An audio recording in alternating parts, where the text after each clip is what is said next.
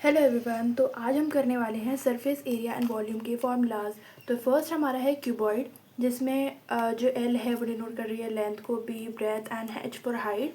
तो हम curve surface area जो इसका फॉर्मूला होता है वो होता है 2L + B × H। जो टोटल सरफेस एरिया होता है क्यूबॉइड का वो होता है 2LB + BH + HL। फिर वॉल्यूम जो होती है इसकी होती है L × B × H।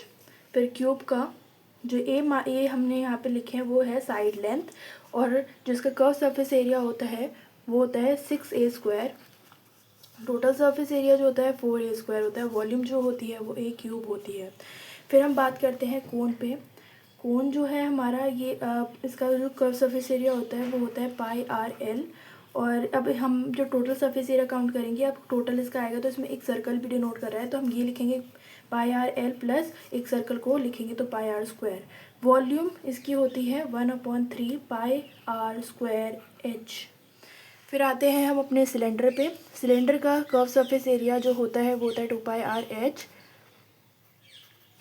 फिर जो हमारा टोटल सरफेस एरिया काउंट करेंगे तो दो तो इनमें सर्कल हो गए, तो हम लिखेंगे 2πRH + 2πr²। जो इसकी वॉल्यूम होती है वो πr²H होती है। फिर स्क्वायर पे आते हैं, उसका कर्व सरफेस एरिया होता है हमारा 4πr²। और फिर हम आते हैं टोटल सरफेस एरिया पे, तो इसका टोटल सरफेस एरिया सेम ही होता है तो इसको 4πr² ही लिखते हैं। वॉल्यूम जो होती है वो होती है 4/3 πr³। फिर आते हैं हेमिस्फीयर, जो कटोरी मानी जाती है, इसका आधा, तो इसमें एक सर्कल आता है और फिर नीचे वाला बाउल आता है। ठीक है, तो कर्व सरफेस एरिया जो होता है वो इसका आधा होता है तो 2πr²। टोटल सरफेस एरिया जो होता है वो इसका सर्कल लेंगे और ये लेंगे तो इसमें आएगा 2πr² + πr²।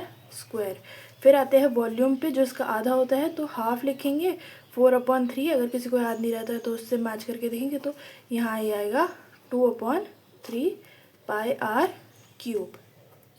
That's all.